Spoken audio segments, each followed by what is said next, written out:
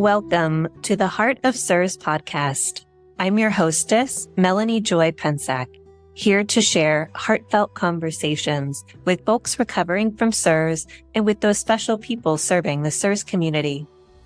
The podcast was created to help bring awareness to the physical, emotional, and mental experiences of folks navigating CIRS day to day. The world needs to know what CIRS folks go through for deeper empathy and understanding. Through stories and vulnerability, we can help the world understand the winding journey of CIRS recovery. Thank you for being here to open your mind and to open your heart.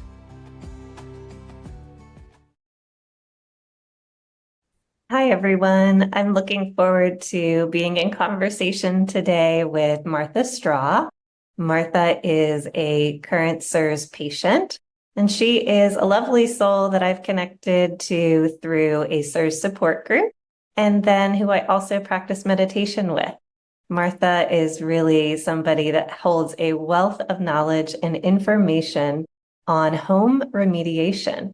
And when I wanted to do a podcast on lessons learned from home remediation, Martha immediately came to mind because, unfortunately, Martha has had multiple home remediations, but she has learned so much information from all of that that I really wanted to have her on the podcast today as a patient and as somebody who is navigating step one of getting out of exposure to really share all of the information that she's learned through those home remediations with everyone else. So Martha, thank you so much for being willing to share your stories and learnings with everybody today.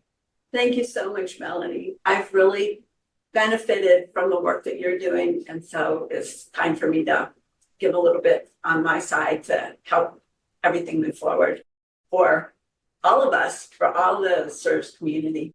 So I'm delighted that you invited me to talk with you about remediation because you know what, guys? I've had 11, so I have lots of experience. Although I have to say, I'm not an IEP, I'm not a doctor, I'm not a remediator, and I'm not a mold inspector. But I have used the services of all of these specialists. So I have had lots of interaction with them all. So, and having gone through it 11 times, I can give you some ideas of what to look for and what you want to have and what you want to avoid. That's wonderful. I really think that having your perspective as somebody that has had to pull together all the pieces of information that you've learned from the doctors and mold inspectors and remediators, and all of that can be so overwhelming for people. And it's really a gift to the community to be able to share your thought process and how you've worked through all of that to help people navigate that in the future. Before we get too much into the nitty-gritty of that, would you be willing to share just a few brief highlights or background about your CIRS diagnosis and where you are now? Oh, yeah. Okay. Well, I'm still on step one, you guys. I haven't got out of step one. My last remediation was a failure and it made it worse, not better.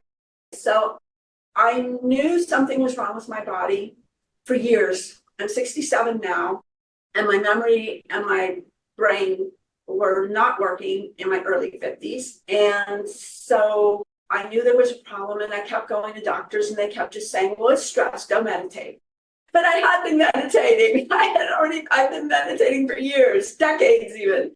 And so it's like, no. So I kept seeing specialists and being upset because they told me I was healthy. Oh, your numbers are great. Go home and just relax. And then finally, I got a diagnosis in 2018 and started treatment shortly after that. And by the way, I was living in North Dakota. I had to go clear to Chicago for a diagnosis. But I tracked down some people that had a little more information than was available locally. And so I started treatment, I think, in September of 2018. And it's been a long journey. Let me just tell you, it's been a long journey.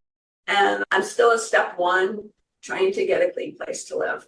So tell us a little bit about what you've learned from your home remediations I'm not sure where you want to start with that, but it sounds like your home was the root of your SIRS issues at that time and that you needed to do remediation on your property.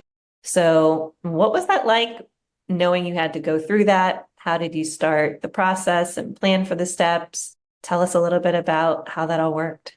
First off, I was working in moldy environment too. So I was in mold 24/7. And I started my treatment, and then I found Jenny afterwards, Jenny Johnson, who runs the SIRS Healing Collective. I can't remember when I linked up with her, but I do believe it was after my first remediation. And of course, then I found out all the things I didn't know. And of course, at that point, it was too late. One tip that I'll give people that's really important is before you decide to remediate, before you even make the yes and start looking for remediators, evaluate your choices and be ready to walk away from your house or your apartment. Be ready to walk away without remediating it. Now, in your state, that may not be a possibility. In my state, I was allowed to sell a moldy building as long as I disclosed it. But I did remediate it because I thought I was going to live there, but I didn't know enough. And so check your options and be really creative. What could I do? Where else could I live? And then figure out how much those things will cost you before you start hiring people. Because you might, if you decide that, oh, we're not going to remediate, think of all the money you just saved. I wish I would have had all the knowledge I have now then, but I didn't. So I made lots of mistakes. Obviously, I did some things right. My first property was a condo, and I didn't realize how extensive the damage was until the company was already doing their thing. The remediation company was doing their thing. And I should have just pulled the plug on it. Well, no, you can't after the house is torn apart. But anyway, it was so big and so bad. And being in a condo, you've got people above you, below you, beside you, and the common areas were contaminated. So there's no way I could make it safe for me. Had I known that before remediation started, or had I known the extent of the damage, I should have just walked away from it. But I didn't know. So try to find out. Now, here's the other thing, is that all of these people, the mold inspectors, the IEPs, the remediators, they're all human. They make mistakes. They make honest mistakes that they don't intend to make, but they also can have, to say this, not so good intentions, or they're out for the money and they don't really care about you or your health. And so you've got to be attentive to that and vet very carefully, vet all of those professionals that you're going to work with, because if they start saying things that are inaccurate, or they get the impression that they think you're crazy, or they're flippant with you or something like that, watch for those signs, because those are the people you don't want to work with. And be aware of this. I had this happen several occasions. Call a mold inspector and they come and they use scare tactics so that they can inflate what they're going to do to your house and charge you astronomical. I had one mold inspector come and he said that he could not inspect for mold until he inspected for asbestos. I'm like, that doesn't make sense, because if you don't tear out any walls, you don't need to worry about asbestos. But he said, I have to check for asbestos first. I said, okay, well, how much is that? And he said he wanted $6,000 just to test for asbestos. And he wasn't even going to do the mold until that $6,000. And so be careful, because if they know you're sick, they prey on you. These are the people that don't have any scruples. So be alert for that. Great. I'm going to pause you there for a minute just to recap some things for people. So it sounds like you're vetting people ahead of time and making phone calls. But before that, it sounds like you really have to have a bit of knowledge about what SIRS is, what the illness is, and what specifics you need to look for the SIRS diagnosis.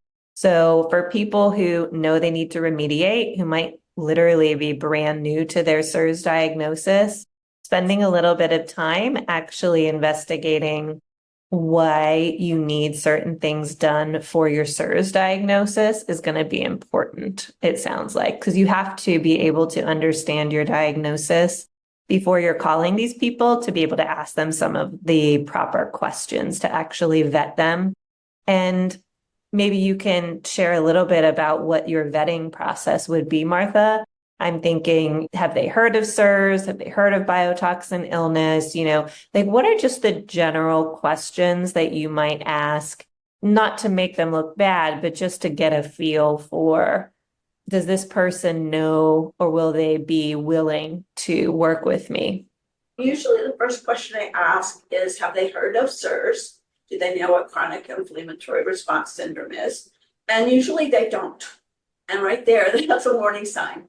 Then if they, like I had one inspector, I was already working with an IEP, and the IEP wanted me to get a lymph sample. And so I called local inspectors here asking for a lymph sample. Oh, we don't do that. We only do this, this, this, and this. And I said, well, I've already done that. I have an ERMI, I have a HERTSMI, I have all of those things. I need a tape lift.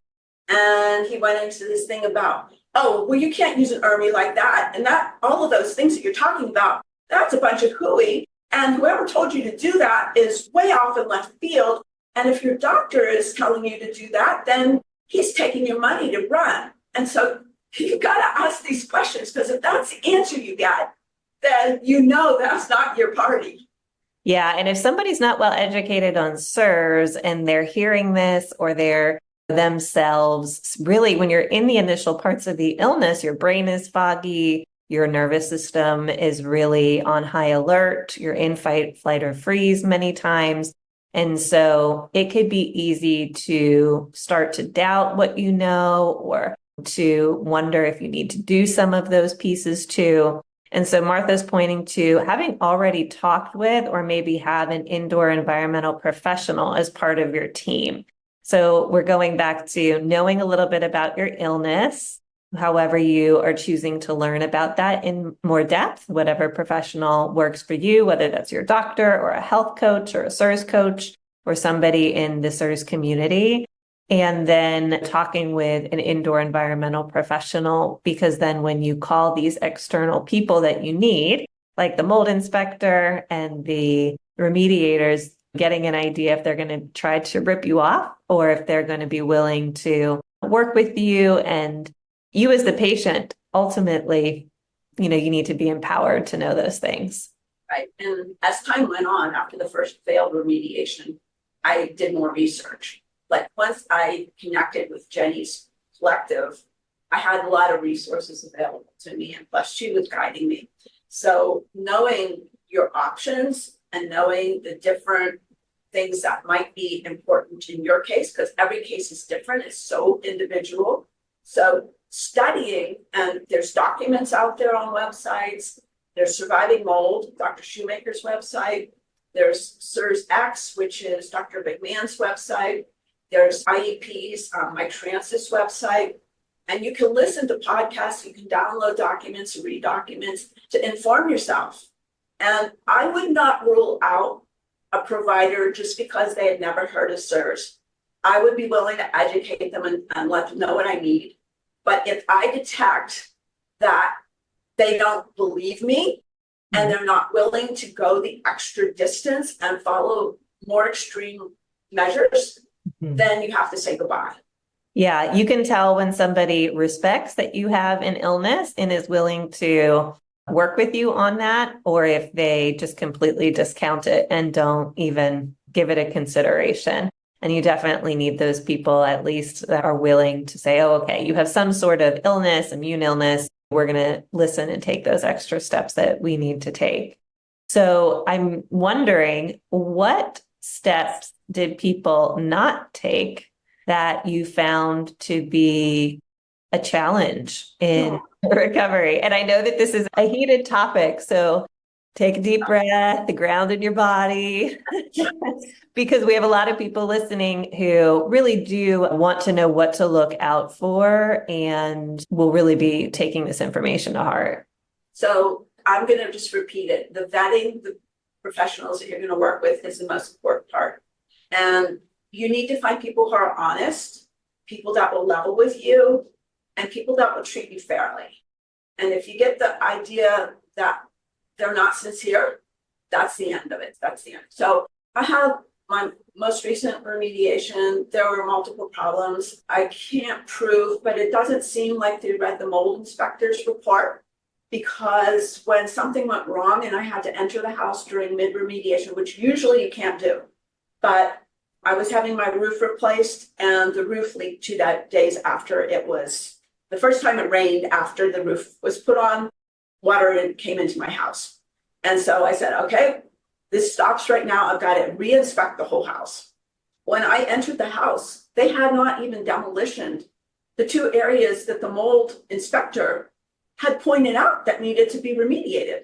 And I'm like, wait, you missed 2 walls. And so right there, I knew there was a problem. And in retrospect, I should have fired them right then and there. So tell me a little bit about the steps it took to get to that point. So you had a form, you have this mold remediation form that the remediators did not follow. Where did that come from and how did you get there step by step? So first, I talked to my indoor environmental professional, or then I called this, like actually walk somebody through some of those steps. Okay, so if we go all the way back, I was actually doing fine in my house. I had several remediations and I was doing fine, but my HERTSMI came back as an 8 and we knew where the mold was. I had figured it out. Here's what I said, all these people are human.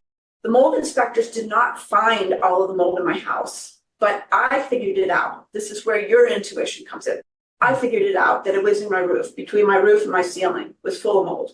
But the inspectors never found it there. They never looked for it there and they never found it there. But when my HERTSMI came back as an 8, there was like, and this was after remediation, it was like, okay, there's still mold. Where is it? And so that was my doctor. My service provider said, hey, there's still mold in your house. You've got to get rid of it.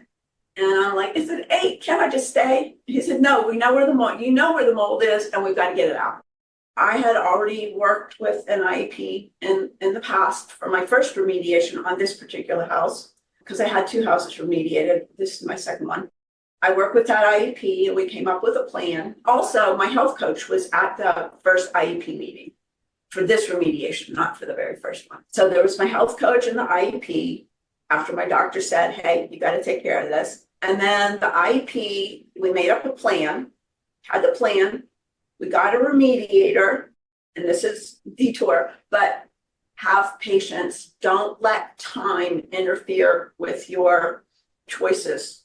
I was in a hurry, and because I was in a hurry, I wanted to get out of step 1. For those of you who are new to this, on the Shoemaker protocol, the first step is get out of exposure. Well, I was not out of exposure. I was trying to get through step 1 so that I could get better, and I pushed it too fast. And I ended up with a remediator. My IEP worked with the remediator. We had 2 meetings and they looked like they were on board. But the week before my remediation was supposed to start, they changed project managers. And so he was not in the meeting with me. So let me pause here for a minute. So for folks listening, being a good coordinator and communicator is going to be part of having a remediation done. It might feel like a lot because your brain doesn't seem to be working very well and you're not feeling very well during this time. However, Martha's really pointing to having to coordinate calls with a health coach, an IEP, having the remediator, project manager there, all having a meeting together. So I'm sure that you were doing a lot of emailing, coordination to make sure everybody was on the same page, because it's lovely that they were able to actually come to a meeting, but I would anticipate that's probably not always the case, that everyone's available to meet together at the same time. So you do have to also follow up with these people ahead of time to make sure that things are actually read and done. You'd think you wouldn't have to, but unfortunately in this world you do. Yeah, that's what I found out, is don't make any assumptions when you get your remediator. Walk through it step by step. And here's what I gleaned from this last experience is you make sure they understand. You tell them what you want, and then you have them repeat it back to you to make sure they internalized it, because I don't think they were paying attention to me. Great tip. And make them repeat back, this is what I'm going to do. every single little step. And that'll save problems. And if I had done that, I would have realized where they did not understand the protocol. The remediator, like the IEP, made a plan. It was all delineated. We went over it through the meeting. I printed it out on a piece of paper. I gave it to them. But they didn't understand the steps. They also didn't understand the significance of doing the steps in order. They changed the order, and that defeats the whole plan. Yeah. That's a really important point. The specificity and order of things with CIRS is of utmost importance. The details really do matter. And so really pointing that out to people again and again would be helpful, I would think. So we're just piecing together for people like what this looks like to actually get to the remediation. And so we're learning from all of this that it takes a lot of communication, coordination, having an IEP, maybe your health coach, maybe your doctor, getting paperwork, and then finding your remediators. And so being patient to make sure that you're actually choosing the right people. And that's such an important point. I'm glad you brought that up, because when people are sick and they know they're living in mold, there is this impulsivity that can sometimes develop because you know that and you want to get out of it. And so if you're not living in a safe environment, you might be making choices too quickly that ultimately in the long run might not be of greatest benefit for the remediation as a whole. And so I think these are all, really important things that people will feel reassured with hearing. And I guess then I'm curious about, you're not allowed to be on site for the remediation, is what you're saying. And that's news to me. I didn't know that, to be honest. You can be on site. I sat outside my house the whole 4 months, but they won't let you in. What were you watching for from outside of the house? Can you point people in you're looking for? Well, the sad thing is you can't tell what they're doing inside. But I would ask them what they were doing today and what they had accomplished at the end of the day. And I would watch them carry things in and carry things out. Like my first remediation in my condo, they carried the crap out in plastic buckets. It wasn't even in garbage bags. Can you explain to people listening why that might be important? Because some people might be new to this. And so some of these things might go over their head. Why would it be important to have items in a plastic bag versus a bucket? Yeah, so when you have your remediation, there's a lot of safety precautions that are absolutely necessary. One of them is containment. They put up plastic sheeting from ceiling to floor to trap any toxins in the area that they're working in so it doesn't contaminate the whole house. And they have to know how to do that properly. If it falls down, your whole house is ruined. Your whole house is contaminated. So there's containment. And then there's negative air pressure so that the parts of the house that aren't in containment, the air is sucked out of your house and vented to the outside so that any toxins that escape the containment get sent out of the house. So that's one thing. And then when the toxic materials are exiting your house, they need to be double plastic bagged and heavy duty contractor bags so that none of these toxins escape when they're moving it from the contaminated area out of the house to be taken to the dump. How did you handle that when you saw that? If somebody sees that happening, what did you do, or how could they fix that in the moment? Okay, so the first time I didn't know about it, that was pre-Jenny, I think, and I didn't realize. So that's where you need, before you even start your remediation, get your research done, study up on it, make sure you have an IEP and a mold inspector that are helping you navigate this. Because with CIRS, first off, you've never done this before, you're not going to know. And so you need to have a basic understanding, but then you need the professionals to back you up and say, oh, no, in your case, this is what we really need to do, not that. Because what you read might not apply to your situation. So you're really depending on a lot of professionals support your back, keep your back. The first time when they carried it out in the buckets, I didn't know any better. Now, unfortunately, if you see that happen, by the time you see it, it's already too late. Yeah, I know.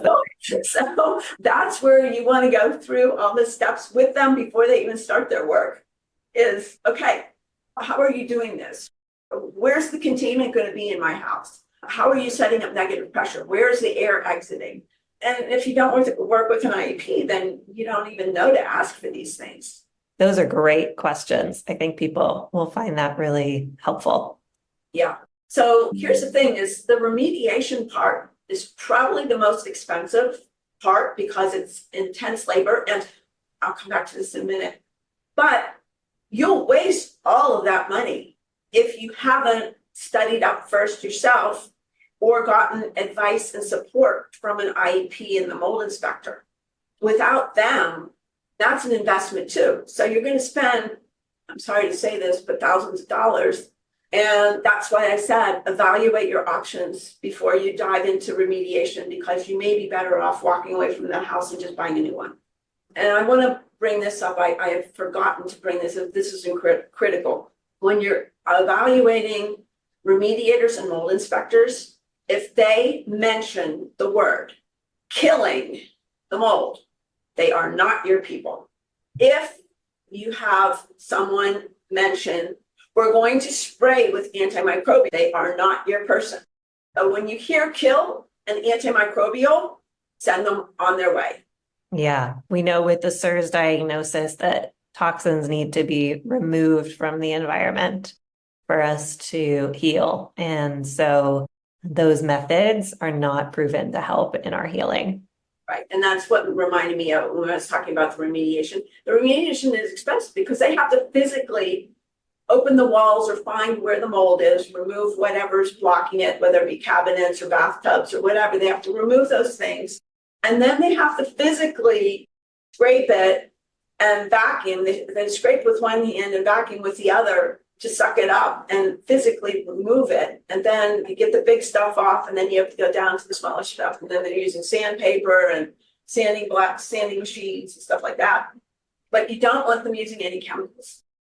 Yeah, that's a really important point. I think out in the world, there's so much information around this, and sometimes that information doesn't mean it's appropriate for people with the CIRS diagnosis. And it's easy to fall into those lines of thinking or want to find a cheaper option or just not knowing any better. Sure, like if you're the expert, that sounds fine. And in the long run, that could actually then qualify as a failed remediation if your numbers don't come back high enough, if there's still mold in the environment, or if the toxins then contaminate the other parts of your house. So these are all things that really need to be considered ahead of time.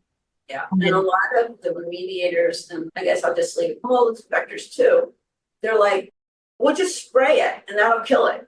And then you'll be fine. And it's the easy way out. And they don't understand that you're susceptible and that you're sensitive and that those things are going to make you sicker.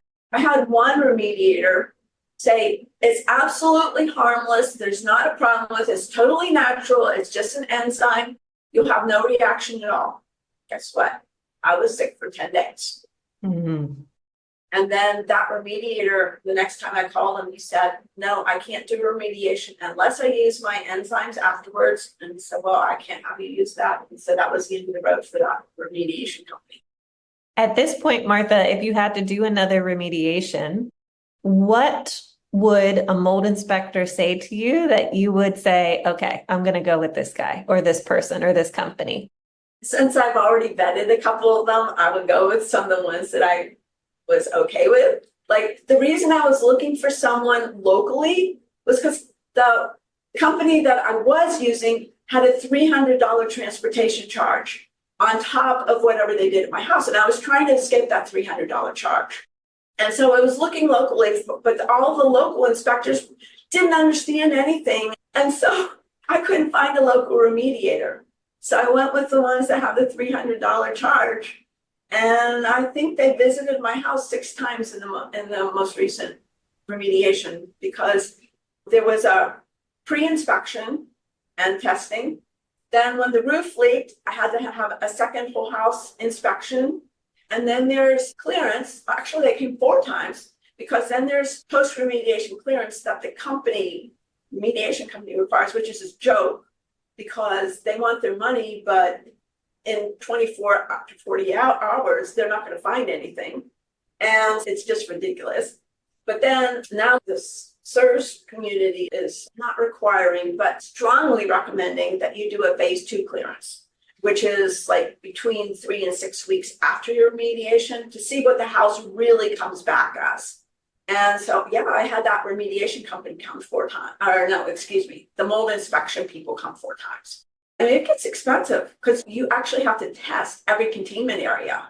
And so I think I had 6 containments. So that's testing in 6 locations. What can you tell people about how to prepare during the time that your house is being remediated? We have talked a little bit about prepping people on the education, getting things coordinated, communication, being present as much as possible during the remediation to make yourself known, keep people on their toes as much as you possibly can. And then where are you during this remediation? Practical tips on how do you find a place to stay or things you did that were helpful during that time? So your first part of the question is, what do you need to do to prepare? Depending on the extent of what they expect to find, which may be way smaller than what they do find, you may need to remove all of your possessions from the house. If it's just maybe the kitchen, then they'll put up containment and they'll let you keep your things. Since mine was the roof and the ceiling, I had to remove everything I owned from the house.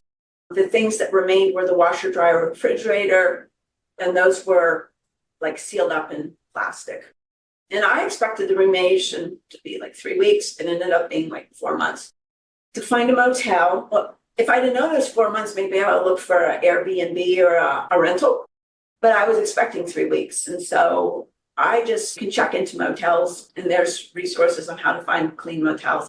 I went to a motel that was recently built and stayed there. I don't know if it was clean or not clean. I didn't bother to test it while I was out of my house. That was part of the reason I came to my house during remediation, is because I don't want to sit in the motel in case that was full of mold. So I just sat outside. It was summertime. I sat outside of my house because I knew that was okay. You could go camping. I thought about going camping, but that would have been too long a drive to come back and check on the remediators. Yeah, that's a good point. You want to have something that's going to be accessible to your house if you need to check in. Yeah, like so my motel was 2 miles away. But it depends on your confidence, faith level, and the remediators. Maybe you don't have to be there to babysit if you really trust them. Now, the sad thing about this failed remediation was, had I been more patient, I could have had a company with an excellent reputation do it. But I was in too much a hurry to get through step 1. So I took a different company because I wouldn't have to wait. But then it ended up taking 4 months anyway. If I had waited for the first company, I might have waited 3 months, but they probably did it in 2 weeks. But it's hard to know all that ahead of time. Yeah. But if I alert you to these potentials, maybe you can think through your options and decide, okay, well, maybe we should stay in an apartment. Where are we going to put our things? That's an interesting thing too, because if you put in a storage unit, almost all storage units are contaminated. Yeah. So your stuff in a contaminated storage unit. What I did was I rented one of those portable storage lockers and I had no place else to put it but to set it on the street in front of my house. Then I got a permit for that. And then I small particle cleaned the interior of it before I put any of my stuff in. I double bagged all of my possessions before I put them in. And then when it's time to move back in the house, I had to small particle clean everything before I brought it back in. It's a lot of work. And what I learned from my first remediation is, if it doesn't really pull on your heartstrings, just get rid of it. The porous items, if they're not got tremendous sentimental value, leave them behind, donate them, sell them, give them to friends and family. You don't want that stuff. It's just work. It is so much dead weight work. Yeah, it took me a while to get to that point. I didn't have many items myself, but I had a small storage box full of items. And when I left the apartment property I was in, I put it in there because I just couldn't decide in that moment. It was too emotional. It was too much stress to figure out what to do with it. And as you go through the protocol and you start to heal and things shift and change, you might look at those items differently later on down the road. And I eventually got to a place where I really felt emotionally comfortable with getting rid of most of it. And so if you feel like you can't make that choice or it's too traumatic in the very beginning parts, you can always just box it up, put it aside, and then get to it later and make that choice down the road. Yeah, and that does help because if you realize like the stuff from my first house, it's been in my garage for 3 years now. And so if you realize, wait a minute, I haven't needed it for 3 years. Do I really need it? So that putting it in storage is a good way to, because you've got so much on your plate already that if you can diminish the emotional aspect, that's a good step. Yeah. A lot of the things we're pointing to today, we have a list of references because I know people are going to ask about how do I find a CIRS IEP? How do I find these people? What resources do I have? Where are these papers that we're talking about? And I'll put the links to all of that in the show notes so that you'll have resources. And Jenny Johnson, who we've referred to in this podcast a couple times, she's already been on the show in the first season. And although we touched on different things, she has a big background in understanding remediation and works with one of the IEPs closely and is a wealth of knowledge in that area and does consultations to help people, as Martha mentioned, going to meetings and things to walk people through. And she can be reached through her website as well. So she's also a wealth of information to help tie all these pieces together if you're feeling stuck on how to do all that coordination, if that feels overwhelming on your own. Hey, Melanie, I thought of something important that I forgot. Please share. I was talking about the IEP and the mold inspector and the remediator. There's a fourth party that's really critical. That's your build back contractor. The build back contractor needs to have the same vetting process. My build back for my first build back didn't really believe in CIRS. He thought I had a psychological problem. And so he didn't take me seriously. And he came across, I had all my kitchen cabinets removed. The remediators had removed the ones by the sink, but they hadn't removed the rest. When the build back guy came in to remove the rest of the cabinets, the kitchen cabinets, he came across Stachybotrys. And so he decided to clean it up with his little vacuum and spray my whole house with Stachybotrys. So you need to train your build back carpenters or all the people that you hire for build back, how significant it is. If they find mold, tell them what they need to do, because vacuuming up with a vacuum that's not a HEPA vacuum and it's been all over the place is not going to help you. Mm-hmm. And so I had that huge setback. The house had been remediated. And then he comes along and he sprays the whole house with Stachybotrys. So make sure that they're mold aware and what you want them to do if they find any. Also, warn them, tell them. My contractor took shortcuts on the plumbing. Instead of hiring a plumber, he decided to save me money. He did it himself and he did it wrong. 3 months after I moved in, my shower was leaking. Can you put a clause when you're working with these people, like you must ask me prior to doing anything additional? Like, is that something you would suggest in the advance from what I'm hearing from you? Yeah, make sure that you're approving every step. Because the other thing this person did was they reinstalled the garbage disposal. And I specifically said, no, get me a new one. And he is trying to cut costs. And so he reinstalled the old one. I said, get that out of here. And I forget what else went. But yeah, make sure that you're in daily contact with them. Yeah. To tell them what to do if they find. I'm sorry, I forgot that before. And like when I was having build back, these carpenters and these craftspeople, they have all their own equipment, but I didn't want all of that equipment in a newly remediated building. So I bought my own HEPA shop vac and said, hey, before I hired them, I said, will you be willing to use my shop vac? I don't want you bringing in other stuff. And if they didn't agree, which actually one remediation company did not agree with me. And so they went walking.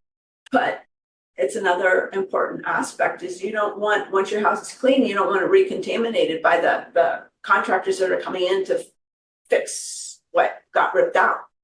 These are such helpful tips. I really think people will be appreciative of this because these are things you would not think of ahead of time, especially when you're feeling unwell and you're new to SIRS. These tips are really going to empower people and give them some ideas of how they can voice what they need and really stand up for themselves with this illness with all of these professionals. So thank you so much for diving into all of that. I'm wondering if we can switch gears a little bit and I can ask you some of my SIRSes questions that I love to ask all of my guests. Are you open to that?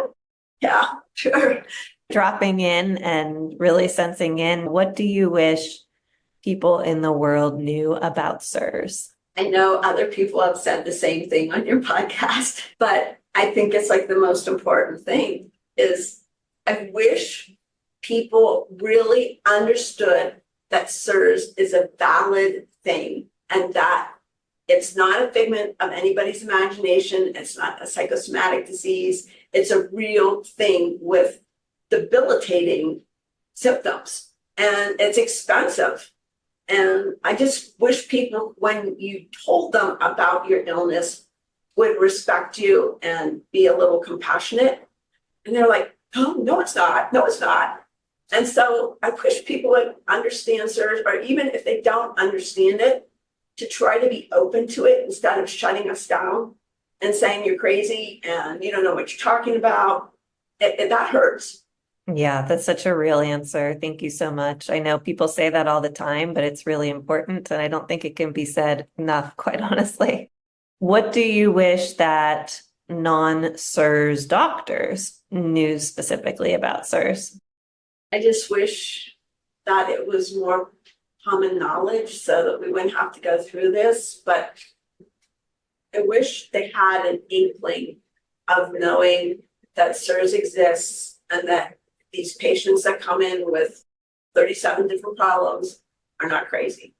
And I know the whole SIRS community and the surviving mold community is striving to educate not just general public, but especially the doctors, and trying to onboard more people. So even if they can't treat it themselves, they don't want to go through the training to treat it, at least they can pick up, oh, I wonder if they have this. I wonder if this is what's going on.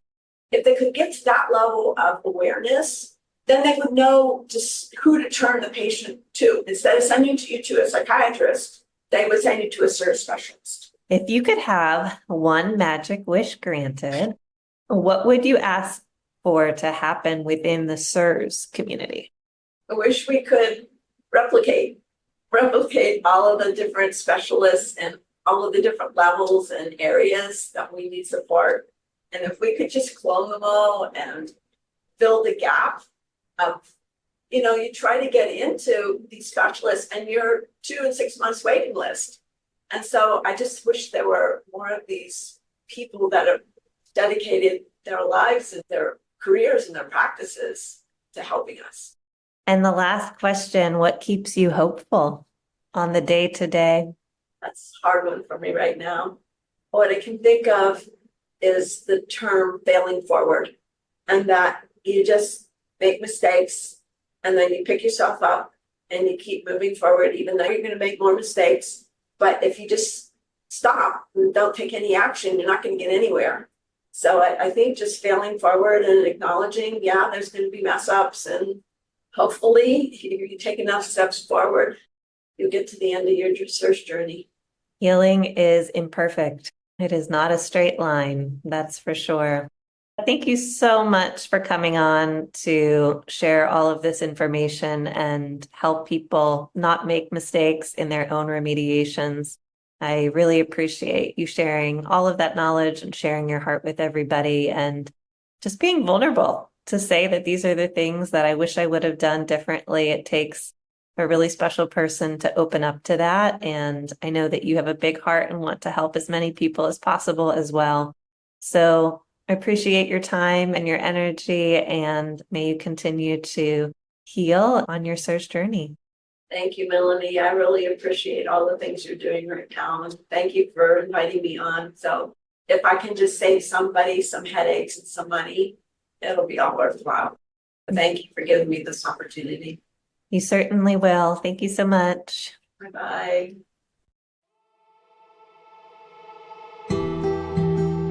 Thank you for listening and for your kind attention. To keep in touch, follow the Heart of CIRS podcast on Instagram. You can visit melaniepensack.com/The Heart of CIRS to donate. Your generosity helps to keep this podcast growing. May the awareness of CIRS spread far and wide, helping to change millions of lives for the better.